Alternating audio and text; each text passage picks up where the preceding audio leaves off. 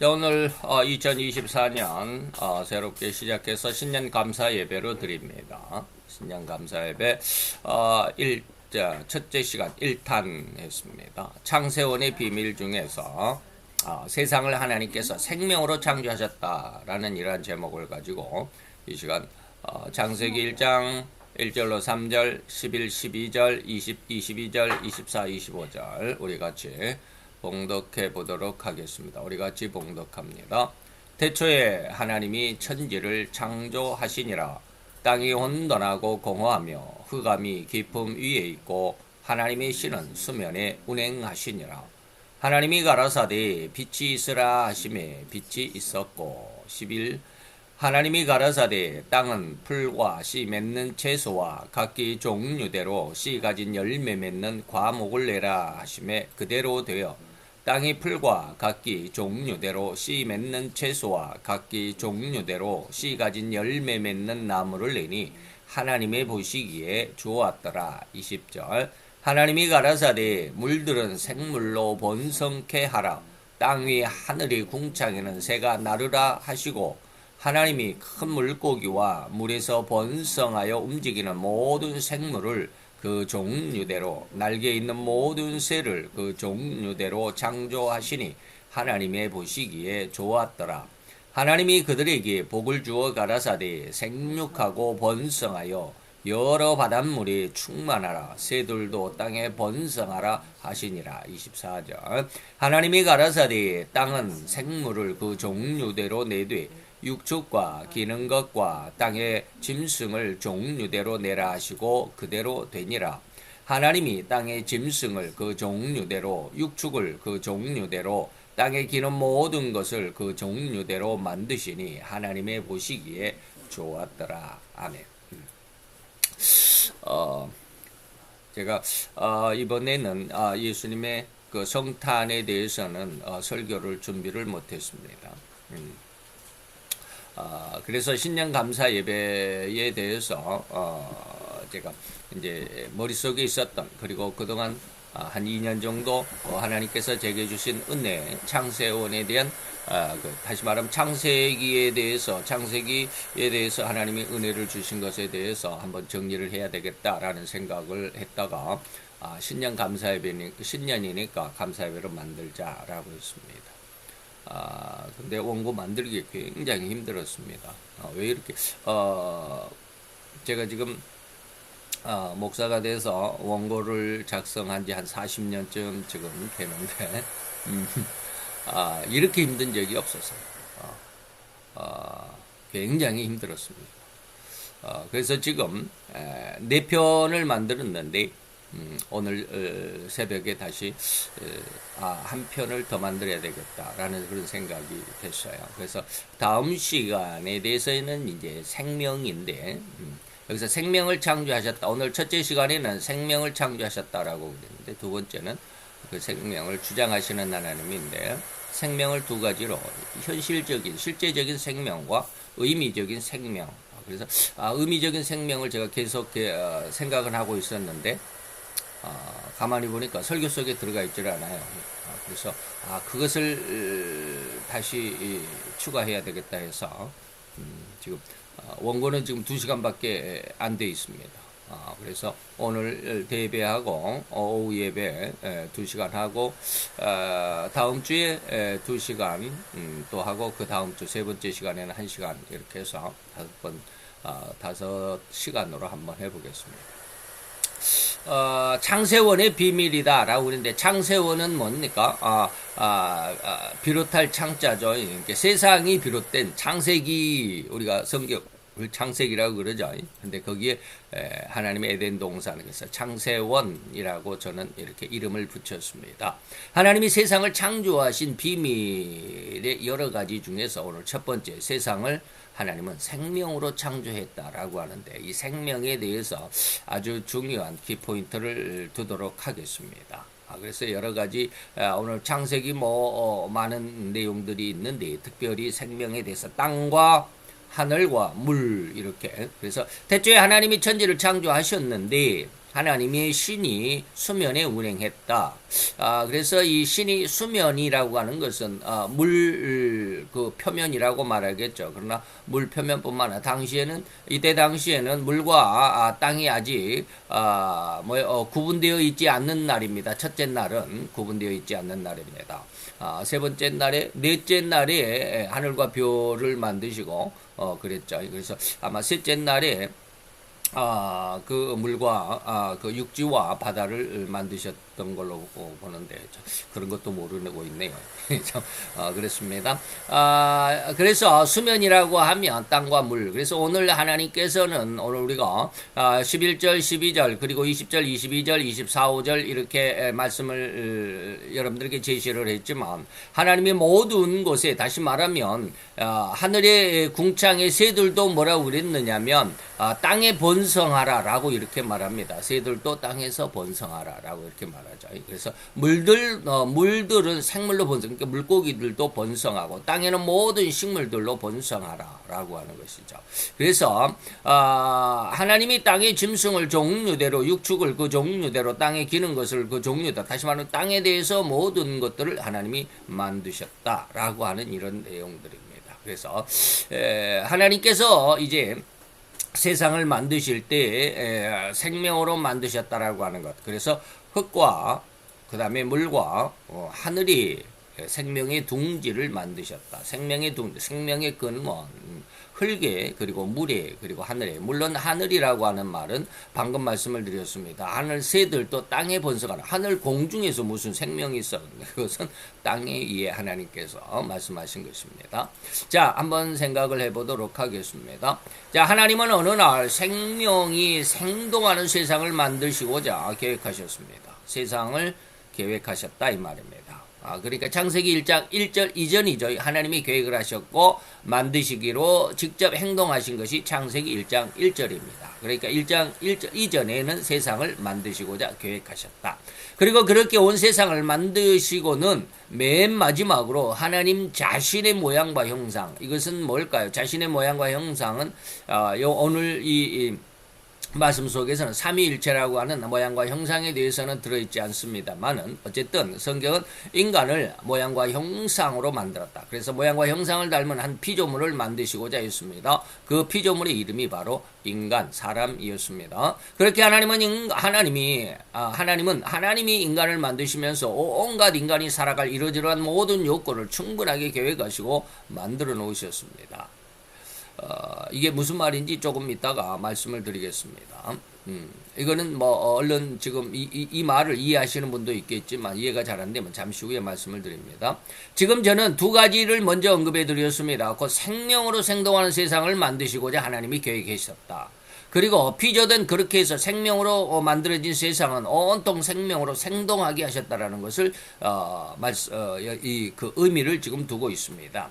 이 두 가지를 먼저 제시하는 의도는 분명합니다. 하나님은 온 세상에 생명을 부여하셨고 더욱이 온 세상에 인간을 중심으로 이 모든 것들을 절대로 의미적인 아마 살아 움직이는 생명체라고 할 수 있습니다. 그래서 여기서 실제적으로 생명, 의미적인 생명 다음 두 시간을 통해서 말씀을 드리도록 하겠습니다.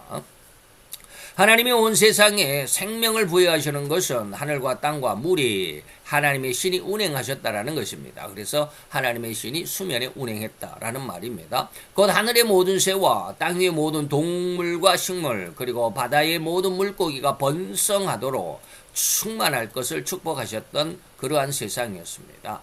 그러나 이런 직접 움직이는 생명만이 생명이라고 규정하는 것이 아니라 의미적인 생명까지라도 포함하는 의미인데 온 세상의 인간을 중심으로 이루어진 모든 삶의 요소들까지도 생명이 있다고 말씀드리는 겁니다.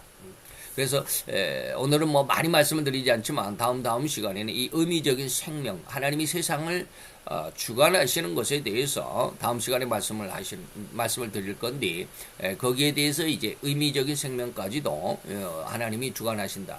하나님이 통제하시고 이것을 이제 주제라고 말합니다. 주제하신다. 대주제시다라는 이런 말씀을 잘 이해하실 수 있기를 바랍니다.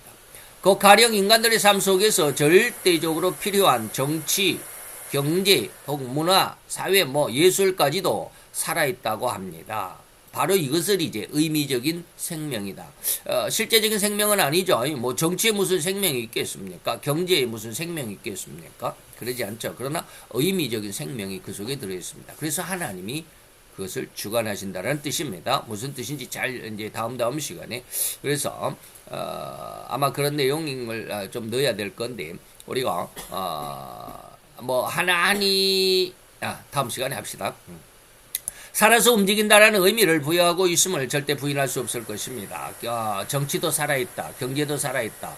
문화나 예술도 살아있는 생명체다라고 말하는 그런 의미를 잘 한번 생각을 해보도록 하겠습니다. 고로 하나님은 이 모든 것에 생명을 부여하시고자 하셨고 또 그렇게 계획하신 대로 세상을 창조하신 것임을 우리는 놓쳐서는 간과해서는 안 된다라는 점을 강력하게 제시해 드립니다. 자, 이런 전제 조건을 중심으로 오늘 설교의 중심을 한번 펼쳐봅니다. 먼저는 동물에게 하나님이 생명을 주셨습니다.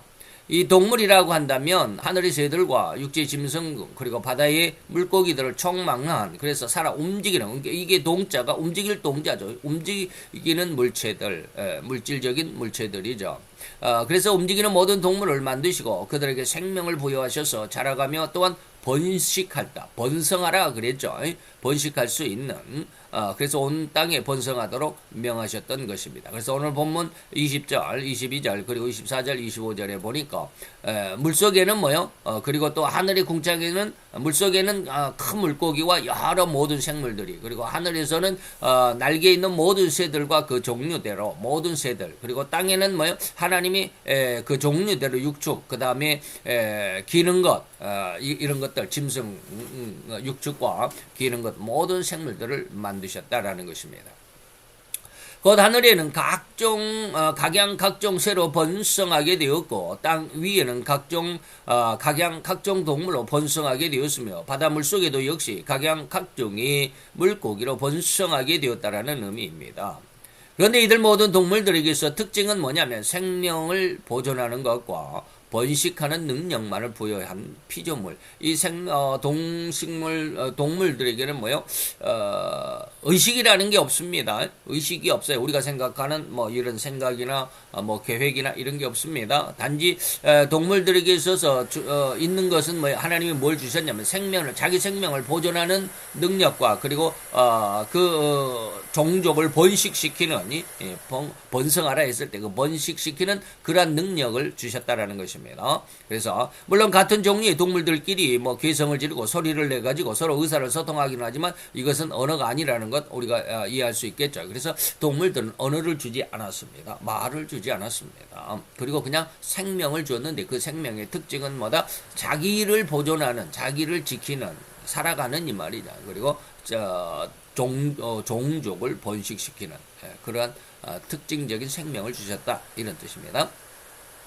또한 하나님은 식물에게도 생명을 주셨습니다. 하나님은 절대로 식물에게도 생명을 주셨고 번성할 수 있는 능력도 부여했습니다만은 그런데 식물은 동물들과는 달리 움직일 수가 없죠. 한번 씨를 뿌리면 뿌리를 내린 그 자리에서 죽을 때까지 살아가는 것이 식물의 특징이죠. 그리고 뭐 때로는 뭐 씨앗을 맺어가지고 바람에 흩날려가지고 여기저기 번식시키는 이러한 번성하는 특성을 주기도 했습니다. 그래서 땅은 풀과 씨 맺는 채소 그리고 여러 각기 종류대로의 어떤 식물들을 그리고 과목들을 하나님이 지으셨다라는 것 간단하게 말씀을 드렸습니다. 마지막으로 하나님은 인간에게 생명을 주셨습니다. 그런데 인간의 생명은 전혀 다릅니다. 이제 생명들 가운데 가장 고귀한 생명을 다뤄보겠습니다. 이 인간의 생명은 절대로 식물의 생명, 곧 움직이지 못하는 생명과는 다릅니다. 더구나 언어나 인격이 없이 움직인다라는 동물들의 생명과도 절대적으로 다릅니다. 우리 인간도 움직이니까 인간은 동물이다, 인간도 고등동물이다 라고 이렇게 진화론에서 과학에서는 이렇게 이야기를 하는데 이 진화론을 믿게 됨으로 인해서 무엇가 오늘날 우리 곁에 있어서 가장 잘못된 현상, 잘못된 사상 그러한 어떤 풍조가 있냐면 바로 공산주의가 태어난 겁니다. 인간 동물이다. 그래서 인간에게는 인격이라는 것을 인정하지 않습니다.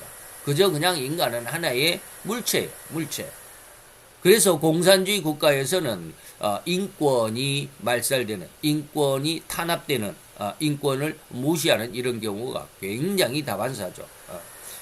그러면서 그들로 인해서 자기가 잘 먹고 잘 살아야 되는, 많은 사람으로 인해서 내가 더 영광을 얻는, 그러한 일들이 바로 인격이 없다라고 말하는 이런 인간을 동물로 취급했을 때의 그런 잘못된 사상의 결과가 올 수 있다라는 거예요. 그러나 인간은 인격이 있습니다.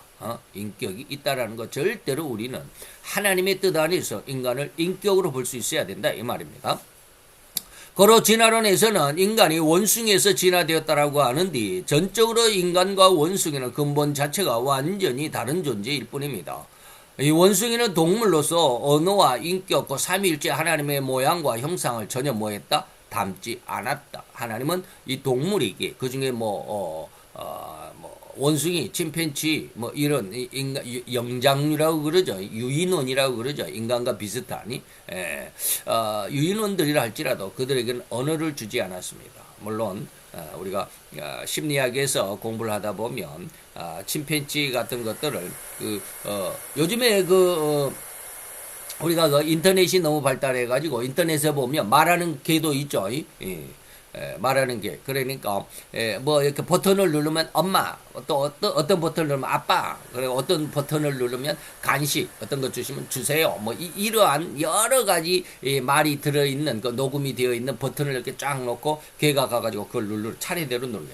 엄마 밖에 나가자 이런 거. 그래서 자기의 뜻을 자기의 하고 싶은 의사를 이렇게 사람의 언어로 표현하는 그런 건 또 있기는 있더라고요. 대단히 참 영리한 그러한 어떤 개들이지만 그러나 인간의 모습처럼 말하는 것은 아니잖아요. 그래서 동물은 단지 인간처럼 움직이기는 하지만 그들에게는 하나님의 모양과 형상을 닮은 그러한 인격, 하나님의 모양과 형상을 인격이라고 한다면 그 인격을 갖지 못했다 이 말입니다. 다시 말하면 하나님이 그들에게는 하나님의 모양과 형상을 주지 않았다. 닮지 않은 피조물이다. 그러나 인간은 절대로 삼일째 하나님의 모양과 형상을 닮도록 했다 이 말입니다. 그래서 동물과 인간은 절대적으로 차이가 있습니다. 별개의 것이다 이 말입니다. 그래서 어떤 목사님은 종류대로란 말이 바로 그런 뜻이다라고 이렇게 이야기하는데 절대로 종류가 다르다라는 거, 종이 다르다라는 거예요. 고로 인간은 하나님이 창조하신 창조물이라는 사실을 절대적인 사실로 인식해야만 할 수 있어야만 하고 동물은 그냥 인간의 삶을 잘 이해할 수 있어요. 아까 이제 앞에서 말씀드렸던 그런 내용입니다. 어디서 그랬을까? 자우자 이 앞에서 이 앞쪽에서 제가 말씀을 드렸습니다. 그 말씀에 이제 말씀을 드립니다. 하나님은 세상을 인간이 필요한, 인간이 살아가는데 만족할 수 있는 그러한 장소, 그러한 모든 요소들로 채웠다라는 말씀을 앞에서 드렸습니다. 다시 말하면 동물은 그냥 인간의 삶을 단조롭거나 무료함이 없도록 세밀한 하나님의 안배 안에서 인간의 삶이 풍요롭게 하기 위한 이른바 엄마와 아빠가 이제 이걸 비유로 제가 이 이야기를 하면 쉽게 이해가 될 것입니다. 다시 말하면 비유를 하면 엄마와 아빠가 장차 이제 태어날 아기가 있습니다. 이제 임신을 해서 태어날 아기를 위해서 엄마 아빠는 모든 것을 아기가 태어나기 전에 준비를 다 해주죠. 배내 저고리부터 아직 아기가 태어나지도 않았는데 옷을 준비하고 이 흔들 그네를 준비하고 잠자리 이렇게 침대를 준비하고 다 준비하잖아요. 심지어는 신발까지도. 그러죠. 그런 것을 준비해 두는 것과 같은 상황이라고 한다면 여러분들 쉽게 이해가 될 것입니다. 그렇게 하나님은 온 세상을 창조하시되 그 안에 하나님의 모양과 형상을 닮은 인간을 만드시고 그 인간이 하나님이 원하시는 가장 아름다운 인간, 곧 영성인으로 성장. 그렇게 처음에는 영성인으로 하나님이 만드시지 않았습니다. 제가 자주 말씀드리는 것은 뭐냐면 삼위일체 하나님이 각기 인간을 만드시기로 했습니다. 그래서 성부 하나님은 인간을 외형, 이걸 이제 말하면 너무 긴데 그 설교들은 제가 많이 말씀을 드렸습니다. 삼위일체의 모양과 형상에 대해서 많이 말씀을 드렸는데 성부 하나님은 인간을 흙으로 인간을 만드셨고 그래서 살아 움직이도록 했지만 그것은 육신의 물질적인 육신의 생명이다. 그러나 예수님은 그러한 육신적인 인간에게 무엇을 주었냐면 자기의 십자가에서 죽으심으로 인해서 그 보혈, 다시 말하면 영원한 생명입니다. 예수님의 보혈은 영원한 생명입니다. 이것이 요한복음 6장에 기록이 되어 있습니다. 이 영원한 생명을 인간에게 주었습니다. 성자 예수님은 인간에게 영원한 생명을 주었습니다. 그러면 성령 하나님은 그 인간에게 그 생명을 누릴 수 있는 능력을 주었다. 그래서 세상을 땅끝까지 이르러 증거할 수 있고 하나님을 세상에 나타낼 수 있는 이러한 그 어떤 권능을 주셨다. 그래서 그 권능은 결코 죽음도 그를 굴복시킬 수 없는 그래서 이 성령의 은혜, 성령의 세례를 받기 전에 베드로는 예수님을 부인하고 때로는 저주하기도 했지만 그러나 성령의 은혜를 받고 난 그 성령의 능력을 받은 베드로의 이후의 삶은 죽음도 두려워하지 않은 십자가를 거꾸로 매달려서 순교할 수 있을 정도의 담대함과 그 죽음도 두려워하지 않는 능력을 부여받았다라는 말씀을 제가 많이 드렸습니다. 그걸 이제 영성인이라고 저는 이제 말씀을 드렸습니다. 그래서 하나님이 가장 원하시는 아름다운 인간이란 곧 영성인으로 성장하고 성숙해 가기까지 삶의 모든 여정이 더욱 단조로움이 아닌 풍요롭고 여유롭고 즐거운 삶 속에서 영적인 훈련을 받을 수 있도록 준비하신 것임을 깨달을 수 있기를 바랍니다. 이 세상이 바로 우리가 그러한 훈련의 과정, 영성인으로 되어가는, 영성인으로 성장되어가는, 먼저 우리는 엄마 뱃속에서 태어날 때 우리는 하나님이 흙으로 사람을 빚었다라고 할 때 그 육신적인 생명을 가진 인간의 모습에서 성자 예수님의 영원한 생명을 믿음으로 부여받게 되고 성령 하나님의 영적인 권능, 성령 세례의 권능을 이제 우리가 세상을 살아가는데 세상을 이기는 권능으로 부여받았을 때 이것이 바로 뭐다? 영성이다. 하나님은 이것을 계획하시고 인간을 세상에 만드시고 이 과정을 겪도록 경험하도록 그리고 체험하도록 그런 은혜를 부여받도록 모든 과정을 하나님께서 준비하셨는데 그 과정들을 살아가는 이 모든 삶 속에서 세상의 모든 만물들로 인간은 즐거워하며 기뻐하며 풍요롭고 여유롭고 즐거운 삶을 살아가도록 이것을 요한복음 2장에서는 뭘로 표현을 했느냐면 혼인잔치다라고 이렇게 표현을 했습니다.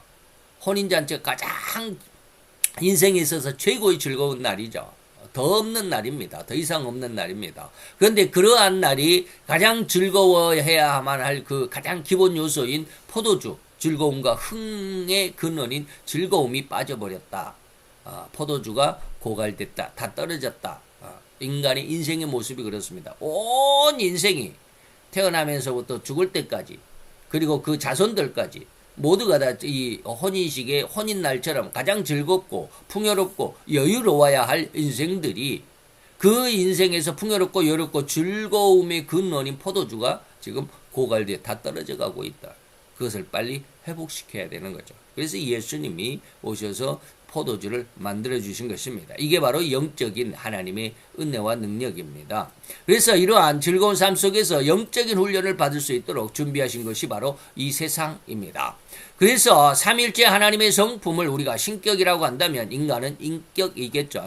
그 신격의 특징을 닮아서 만들어졌으니 그 성부의 신격, 이것은 우리의 마음, 그 다음에 성자의 신격은 말, 예수님의 특성은 말이죠. 요한복음 1장에 보니까 말씀이 있었는데 이 말씀이 하나님이시고 이 말씀이 인간의 몸을 입고 왔는데 이름을 예수라 했다. 예수님의 원래 정체는 뭐요? 말씀이다. 성경 말씀이다. 이 말입니다. 그래서 예수님이 너희가 내 살을 먹어야 된다라고 했을 때 예수님의 몸을 먹어야 되는 거죠. 예수님의 살을 먹어야 되는. 예수님의 살의 정체는 뭐요? 말씀이라고 그랬습니다. 요한복음 1장에. 그러니까 성경 말씀을 많이 읽어야 된다. 많이 공부해야 된다. 이게 성자의 신격입니다. 그 다음에 성령의 신격입니다. 성령의 신격은 성령 세례, 권능을 얻는 겁니다. 이것을 각기 골고루 닮아서 만들어진 생명이 바로 인간입니다. 그런 특징이 있는 인격을 가진 존재요. 생명이라는 엄청나게 독특한 특징을 가진 생명이 바로 인간입니다. 동물과는 천지 차이죠. 절대 다릅니다. 움직인다는 것만 공통점이죠. 그런데 왜 하나님은 이렇게 온 세상에 생명을 주시면서 만드셨는데 그 중심에 인간만 오로지 이렇듯 독특한 인격을 갖도록 만드셨던 것일까? 그것은 절대로 온 세상을 곧 완전한 하나님의 나라인 천국에 들어가기까지의 그 과정에서 곧 훌륭한 군인이 되기 위해서는 철저하게 훈련을 받아야만 한다는 것을 다들 잘 아시죠? 예. 바로 그러한 천국의 자녀가 되기 위해서 훈련을 받아야만 하는데 과정이 필요하고 그 과정 속에서 훈련이 필요하고 이 말입니다. 그래서 그러한 과정에 훈련을 받아야 되는 훈련소가 바로 이 세상 생명을 가진 세상이다 라고 말하면 이해가 될 수 있을 것입니다. 그렇게 인간은 천국에 들어가기까지 이 세상에서 생명을 훈련받게 됩니다. 더욱 천국에서 하나님을 섬기면서 살아가는 완전한 삶이 어떤 것인지. 그래서 우리가 지금 뭐라고 그랬느냐면 천국에서 하나님을 섬기면서 살아가는 완전한 삶이 어떤 것인지. 천국에 들어가면 우리가 뭐 하고 살까? 예전에 그런 비유도 있었습니다. 하나님은 태양보다도 더 밝으신 분이시다. 라고 이렇게 말하니까, 이제 시골에, 이제 할머니가, 태양도 이게 눈으로 볼 수가 없잖아요. 근데 그러면 천국에 가면 다 소경이겠네. 하나님을 어떻게 보냐? 그렇게 밝은 빛을 못 보니까 다 소경이어야 된다. 그런 것이 아니죠. 여기에서 천국에서 하나님을 섬기는 삶이 완전한 것인데 그것이 어떠한 삶인지를 우리가 이 세상에서 예배를 드리면서 예수를 믿으면서 이 모든 그다음에 이 모든 그 신앙생활 속에서 이것을 하나하나 배워가고 연습해가고 훈련해간다 이런 뜻입니다. 그래서 천국에서는 어떤 삶을 사는지 해서 우리가 하나님을 찬송하는 방법도 배우고요. 하나님을 경배하는, 그래서 하나님을 어떻게 경배하는가, 하나님은 어떤 존재인가. 그래서 다음 시간에 생명의 주인이신 하나님에 대해서 여러분들에게 말씀을 드리는데, 도대체 하나님은 어떻게 그 생명을 만드셨고 어떤 의도로 만드셨던가를 여러분들에게 말씀을 드리고, 그 다음 시간에는 의미적인 생명까지라도 말씀을 드리게 된다라는 말씀을 드렸습니다. 자, 그런 하나님의 백성은 어떤 인격으로 이제 성장할 것인가, 이런 과정, 인생을 통해서 신앙생활, 신앙훈련을 통해서 어떠한 신앙 인격으로 변화를 받고 성숙해가고 하는지, 이런 것 등등 철저하게 신앙의 훈련을 받아야만 하는 훈련소가 바로 이 세상입니다. 이렇게 육신을 가진 인생이 살아가는 동안 철저하게 신앙의 훈련을 받아야만 한다는 사실이 그리고 그 내용이 있어서 오늘 우리는 그 내용에서는 우리가 3탄 2탄인데 2탄에서 말씀을 드리도록 합니다. 그리고 원래는 이제 3탄이 다른 거였습니다.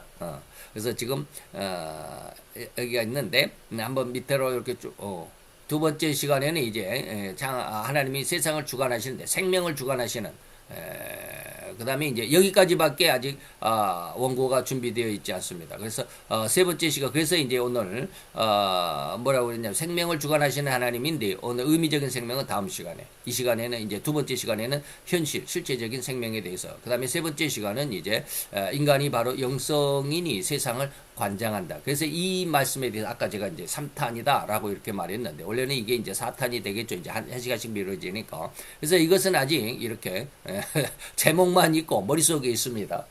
그래서 제목만 있고 아직은 이렇게 원고가 만들어지지 않았습니다. 굉장히 이거 하는데 엄청 지금 힘들어 있습니다.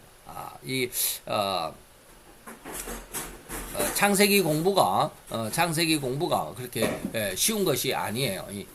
그래서 일부에서 저희들이 신학교 다닐 때 이스라엘 백성들도 성경을 가지고 나서 이제 엄마 젖을 먹을 때부터, 엄마 젖을 빨 때부터 계속해서 성경을 가르친다고 그래요. 그래서 모세도 그 어머니가 유대인이죠. 유대인이 아들을 낳는데 바로가 아들을 낳으면 다 죽여라 그래가지고 다 죽여야 되는데 죽일 수가 없죠.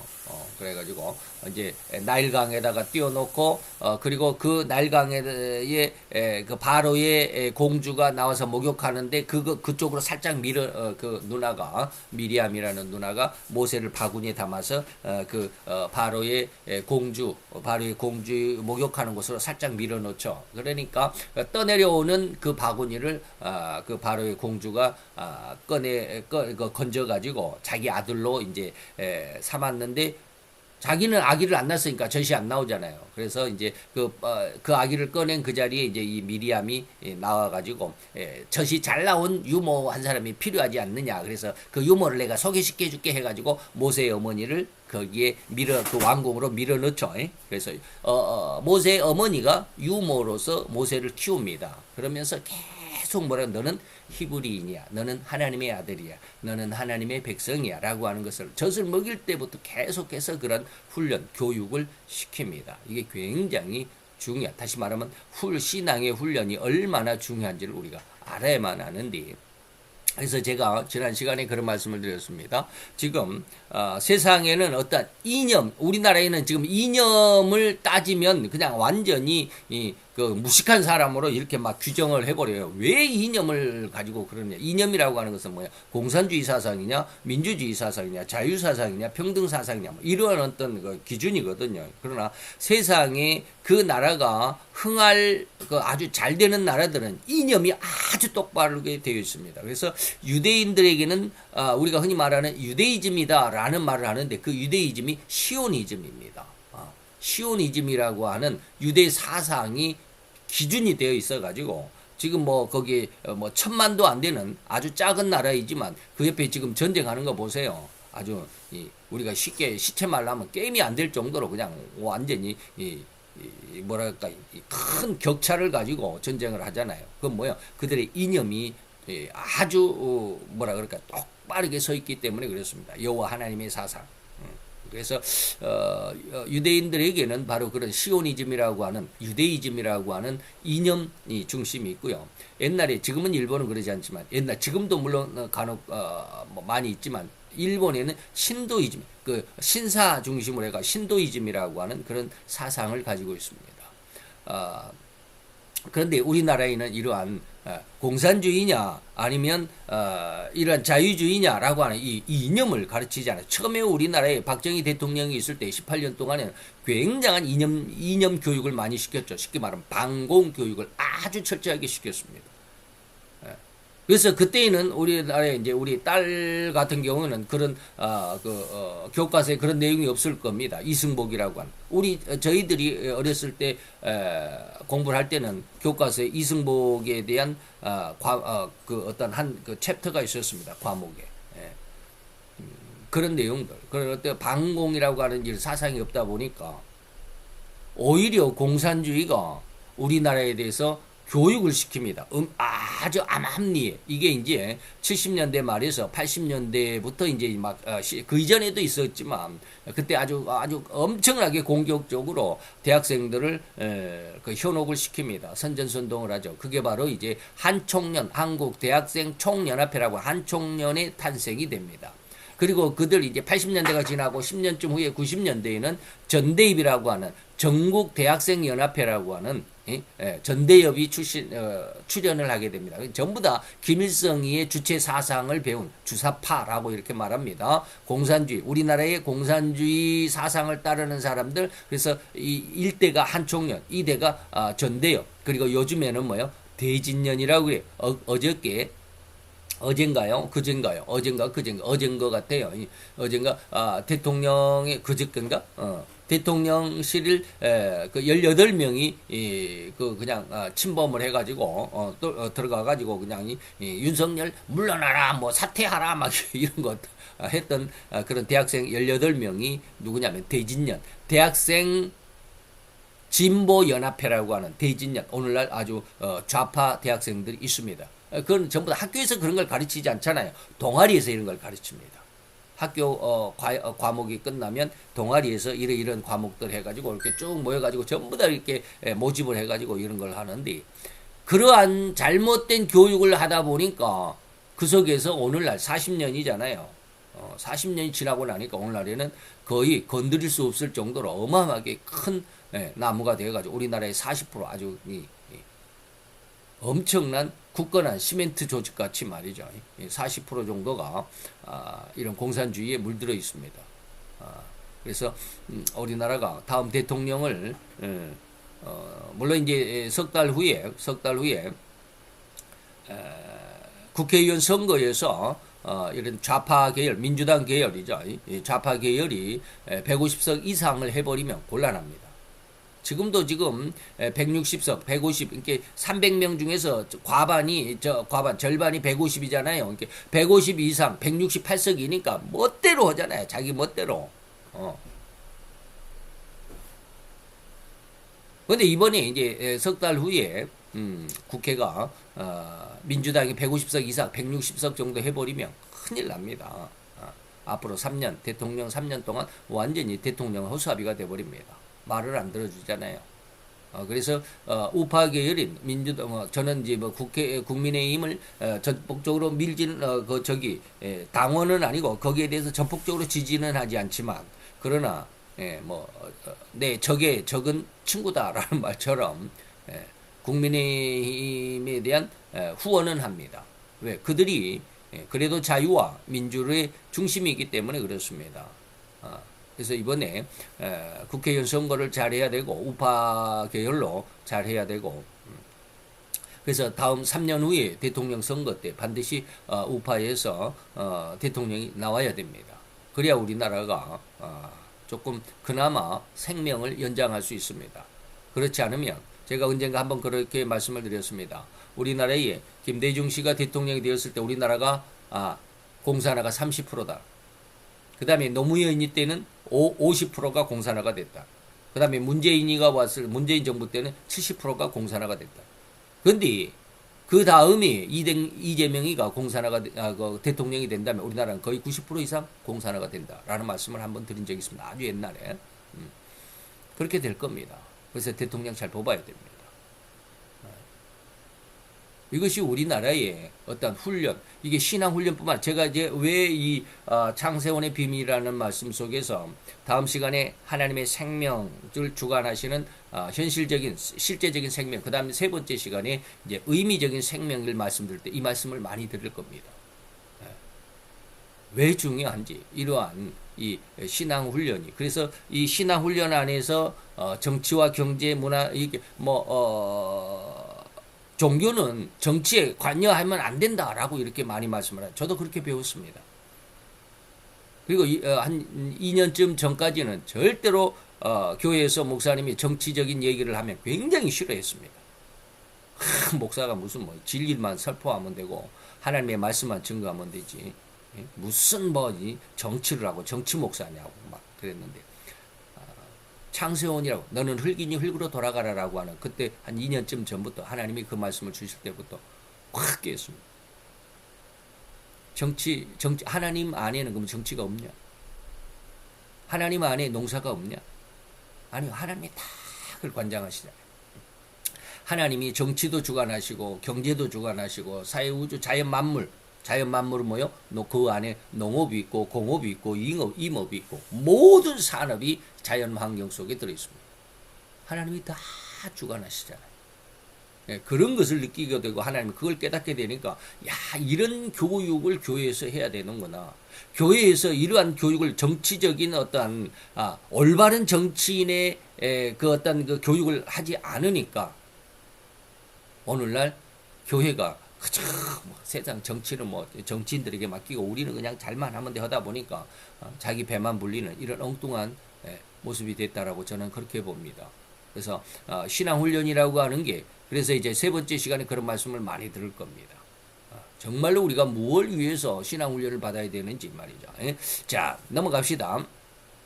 자, 그런데 여기서 다시 우리의 길을 더듬어 봐야겠습니다. 하나님은 이 세상을 만드시고자 계획하셨고, 그리고 그렇게 만드신 세상에 세 가지의 생명으로 만드시고자 했습니다. 그건 인간의 생명, 동물이라는 생명, 식물이라는 생명, 그것이었다고 말씀을 드렸습니다. 그런데 이제 이러한 생명이 유효하고 더 풍요로운 생명의 삶이 되도록 하실 근원을 계획하셨다. 세상을 만드셨다.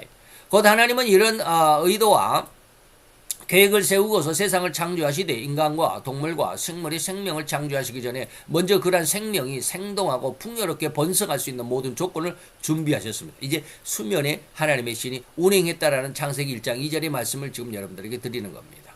그 계획이 바로 성령 하나님이 수면 위에 운행하셨다라는 말씀으로 그 비밀을 밝혀주신 것입니다. 오늘 본문으로 제시한 모든 구절이 그 비밀의 열쇠입니다. 그래서 창세기 1장 1절 태초에 하나님이 천지를 창조하셨다. 그리고 2절에 땅이 혼돈하고 공허하며 흑암이 아직 깊음이 있고, 그러니까 아직 이 땅과 그 다음에 바다, 이게 육지와 바다, 물이 아직 구분이 안 된, 아주 혼동된 그런 상태에 있었습니다. 그때 이런 혼동된 상태 속에 이걸 수면이라고 그러는데, 하나님의 신은 수면에 운행하시니라. 그러니까 물이 저 산 꼭대기에도 있고 막 그랬었죠. 그것을 이제 물은 한 곳으로 모여라 라고 그러니까 이제 하나님이 그렇게 하니까 물이 전부 다 이제 낮은 곳으로 모였고, 무튼 드러나라 라고 해서 육지가 됐죠. 자, 이러한 내용들, 그 다음에 이제 땅에, 그 다음에 물들에, 그 다음에 하늘의 궁창에, 그리고 나서 이제, 여기에서 땅은 어떻고, 뭐 이런 내용들이 있습니다. 그 세상에 창조될 생명들이 절대적으로, 그리고 철저하게, 그리고 완벽하게 생명을 유지할 수 있는 조건들로 가득 채워졌다. 이게 운행하신 하나님의 의미였습니다. 그래서 하늘에, 땅에, 그리고 물에. 근데 이 하늘에 무슨 뭐 생명의 근원이 있어. 아까 말씀을 드렸습니다. 새들도 땅에 번성한, 새들은 공중에 번성한 것이 아니라 땅에서 땅에 둥지를 틀고 알을 낳고 번성을 하고 이런 뜻입니다. 지금 이 저의 설명을 조금 더 잘 이해할 수 있도록 한 가지 예화를 드려보겠습니다. 저는 한 1년 반쯤 전에, 한 2년 전에 하나님께서 흙으로 너는 흙이니 흙으로 돌아가라 라고 하는 말씀을 들었고, 그리고 한 6개월쯤 지나서, 그래서 1년 반쯤 전에 귀농에 대한 공부를 5개월 동안 약 한 250시간 정도 공부를 했습니다. 그러면서 인간의 생명을 유지하고 윤택하게 할 생명의 근원이고, 그리고 양식, 생명의 양식인 농작물들을 경작하는 데 있어서 가장 중요한 요소가 바로 흙이라는 사실, 그리고 좋은 물이 있어야 된다는, 흙과 물이 있어야 된다라는 이 귀농 교육, 농사 교육을 받으면서 이것을 알게 됐어, 깨닫게 됐습니다. 그래서 지리학을 공부하고, 지리학이 45시간, 그 다음에 영양, 토양학이 45시간에서 90시간, 250시간에서 90시간 그 강의를 들었습니다. 아이고, 지루해요. 그래서 우리가 이과생들은 고등학교 때 지구과학이라는 그 과목이 있습니다. 요즘에 배우는지 어쩐지 모르겠습니다만은 지구과학을 양쪽으로 양분했습니다. 그 지구의 토질에 대해서 하는데, 그것을 토양학, 그 다음에 토양의 그 지질학, 흙의 지질학, 그 다음에 토양학 뭐 이렇게 나누는데, 거기에 대해서 45시간씩 90시간을 여기서 배웠어요. 그래서 그 안에서 이제 흙이 어떻고 물이 어떻고 하는 그런 것입니다. 제 아무리 좋은 씨앗을 준비했을지라도 흙이 좋지 못하면 그 좋은 씨앗은 절대로 싹을 틔우기도 전에 흙 속에서 그냥 죽고 맙니다. 또 건강하고 좋은 물이 없으면 그 흙 속에서 들어있는 씨앗 역시 싹을 틔우지도 못하고 말라 죽고 말 것이라는 말이죠. 또한 TV 프로그램 중에서 나는 자연인이다 라는 프로그램을 보고 있노라면 출연자 중에 거의 3분의 1은 심각한 질병으로 죽음을 진단받은 암 환자라는 거, 3분의 1 정도가 암을 경험한 사람들이라고 저는 봅니다. 그 다음에 암이 아닐지라도 다른 심각한 질병을 얻어 출연하는 그런 출연자들이 바로 자연인으로 나오는데, 의사의 진단에는 그들에게 6개월 혹은 3년, 길어야 3년 정도의 시간을 이제 선고를 받죠. 그리고 그들은 그런 나머지 삶을 이제 산에 들어와서 산다 이 말입니다. 그래서 산에 들어온 지 그들은 뭐 3년밖에 못 살 거예요 라고 했는데, 산에 들어온 지 어떤 사람은 10년도 훌쩍 넘기면서 살고 있다라고 하는 이런 자연인들의 그런 삶의 모습이 바로 나는 자연인이다 라는 그런 프로그램 속에 들어있습니다. 또한 너무나도 심각한 질병으로 인해서 5걸음도, 어떤 사람은 심장병에 의해서 5걸음도 걷지를 못해. 5걸음 가다가 쉬어야 되고, 한 10분, 20분 쉬어야 되고, 또 한 5걸음 가서 쉬어야 되고, 그러면서 자기가 산에 들어왔는데 산 뒷산을 걸어갔는데 하루 종일 가봐야 뭐 한 50m 갔다가 내려오고, 하루 종일 그 다음 시간에는 그 다음 날도 또 한 50m 갔다 오고, 그러다 보니까 한 달 후에는 자기가 뭐 한 300m를 올라갔다 내려오고, 어느 날 보니까 한 1년쯤 지나고 보니까 산 정상까지 올라갔다 오고, 막 그런 그 경험담을 이야기하는 자연인들도 있습니다. 그래서 심각한 질병으로 인해서 5걸음도 걷지 못해서 산에서 그냥 좋은 공기를 마시다가 죽자고 결심한 심장질환 환우들도 역시 10여 년 이상을 살아오고 있다는 그런 간증이 그들 속에 들어있었습니다. 이렇게 이제는 웃으면서 말할 수 있는 것은 그들이 지난 날을 산속에서 살면서 자연이 주는 깨끗한 흙에서 자란 나물 채소들. 제가 지금 무슨 말 하는지 아시죠? 그래서 저도 어느 날 그 동영상을 봤어요. 미국에 쌍둥이가 있어요. 지금은 뭐 한 70대 가까이 되는 분들인데, 한 사람은 쌍둥이인데, 체질이 거의 비슷하겠죠. 근데 한 사람은 의사예요. 그리고 한 사람은 유통업계 사장이에요. 이게 둘 다 잘 됐는데, 그런데 이 의사는 아주 몸이 가냘퍼요. 그리고 아주 운동을 잘해요. 어떻게 몸을 관리하는지를 알아요. 의사니까. 그런데 이 동생은 이 유통업계 사장이니까 얼마나 패스트푸드 맨날 그 햄버거 먹고 뭐 이렇게 패스트푸드 먹으니까 몸이 그냥 이렇게 생겼어. 뚱뚱해가지고. 근데 이 사람은 운동을 하자면 30분을 못해요. 그러면 이 의사가 어떻게 자기 몸을 관리하냐면 자기의 몸을 항상 한 달에 한 2번 정도를 자기 피를 빼가지고 자기 피 성분을 검사를 해요. 그래가지고 내 피 속에는 지금 어떤 성분이 있고 어떤 잘못된 이런 성분은 이렇게 빨리 뭐 해야 되고, 의사니까 그걸 다 알잖아요. 그래서 뭐 야채를 먹고 어떤 뭐 샐러드를 어떻게 해 먹고 뭐 이런 것들 너무 잘 알아요. 그래서 자기 식단을 자기가 스스로 만들어서 조절을 해요. 그런데 이 동생은 그런 걸 몰라요. 그러니까 그냥 우선 입에 좋은 거 그냥 막 패스트푸드 해가지고 막 햄버거 먹고 빵 먹고 맛있는 뭐 고기 먹고 맨날 그러다 보니까 몸만 뒤룩뒤룩 살찌지만 몸에 체력이 없어요. 뭐 이런 거. 그래서 제가 지금 말씀드립니다. 이런 뭐 3년밖에 못 삽니다. 뭐 몇 개월, 6개월밖에 못 삽니다 하는 사람들이 산에 들어가서 왜 더 많은 시간을 생명을 그 병을 이길 수 있고 오래 살아갔냐? 그러면 그 지난날 그들은 모든 삶 속에서 자연이 주는 깨끗한 흙이 그만큼 중요해요. 그런 흙에서 자란 나물이나 채소, 그 다음에 약초들. 그래서 오염되지 않는 산골짜기의 물로 키운 시체말로 말하면 친환경이고 유기농으로 지은 채소와 나물이기 때문에 그런 식단이 심각한 질병과 시들어버린 자신의 육신을 회복시켰다라는 것에 자신 있게 간증하곤 하는 사람들이 바로 자연인들 그 프로그램을 보면 그런 걸 알 수 있습니다. 물론 저도 이제 그것을 보면서 미국의 의사분 형제, 쌍둥이 형제에 대해서 이야기하고, 나도 참 몸에 좋은, 입에 좋은 것이 아니라 몸에 좋은 어떤 음식을 먹어야 되겠다라고 하는 생각은 있는데 잘 안 되더라고요. 아직 입맛이 패스트푸드, 조미료 이런 것들에 지금 길들여 있죠. 모든 세상 사람들이 지금 이 도심 속에 있는 사람들 다 그러잖아요.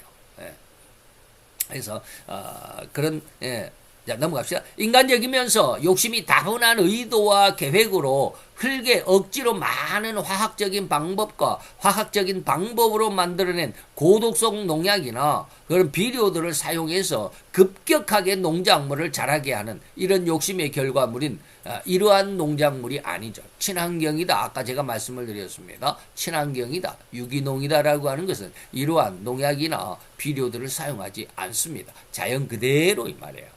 그러니까 흙의 양분을 원래 하나님께서 흙에 그리고 물에 그런 생명의 근원을 주었기 때문에 그 모습 그대로 이 말입니다.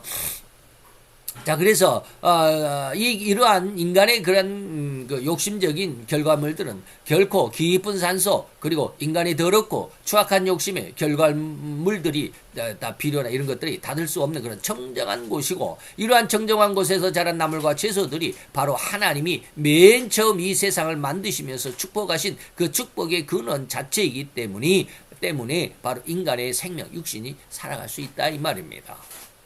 자, 이제 한번 결론을 지어봅니다.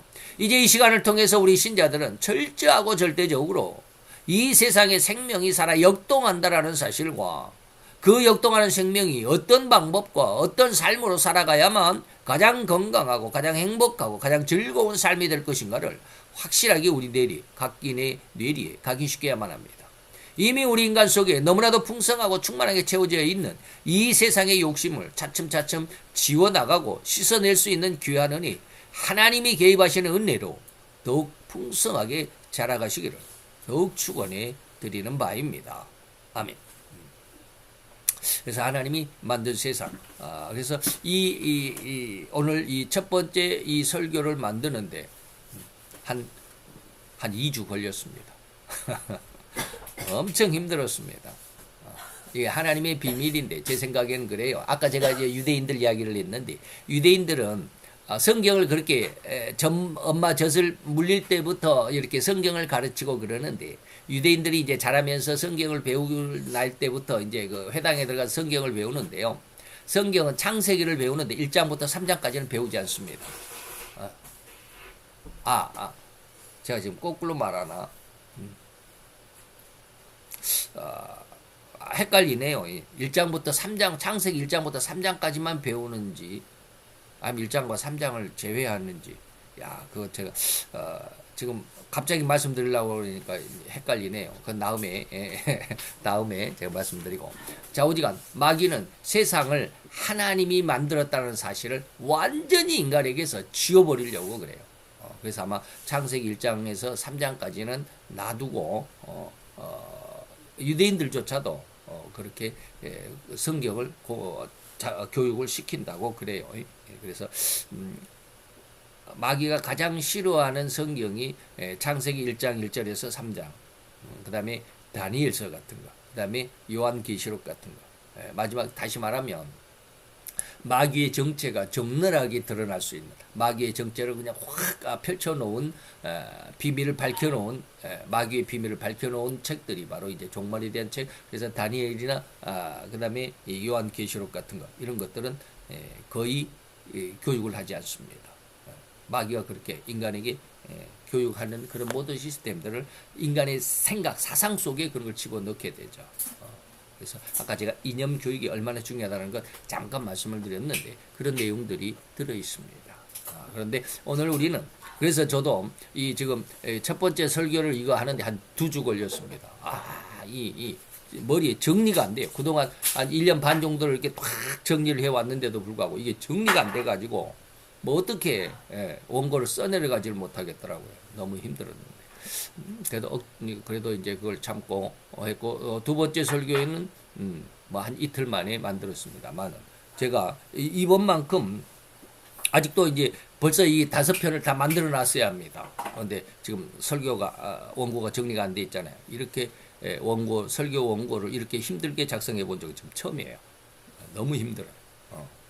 왜 그런지는 나도 잘 모르지만 지금 엄청 힘들어요. 머리가 멍하고 가슴이 답답하고 막 그래요. 그래서 기도 많이 하고 나름대로 지금 억지로 이기면서 지금 원고 2편을 마련해 놨는데, 자, 우리가 여러분들이 이 말씀 속에서, 이 은혜 속에서 하나님이 세상을 어떻게 만드셨고 우리가 어떻게 살아가야 하는지, 생명이라는 게 어떤 것인지를 다음 시간에 이제 말씀을 드리면서 귀한 은혜를 얻었으면 좋겠습니다. 기도하겠습니다.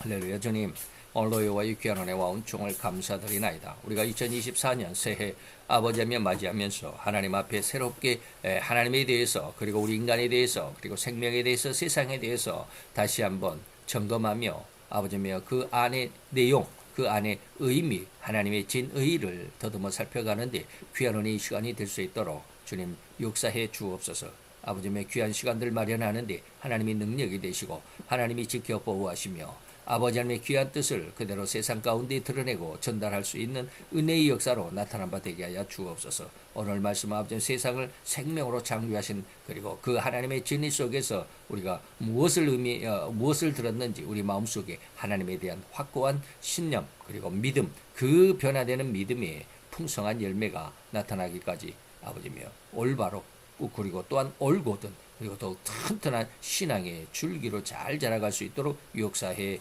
주시옵소서. 예수 그리스도의 이름으로 감사와 기도드려 싸움나이다. 아멘.